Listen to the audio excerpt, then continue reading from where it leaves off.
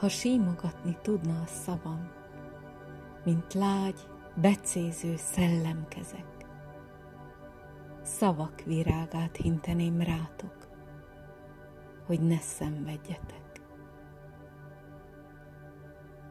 Ha gyógyítani tudna a szavam, mint régi, titkos, nehéz balzsamok, ezernyi szóból szőnék most mesét, hogy meggyógyuljatok. Ezernyi szóból szőnék most mesét, mely elzsongítna, mint egy nyári álom, és elkendőzné a vérző valót, hogy ami fáj,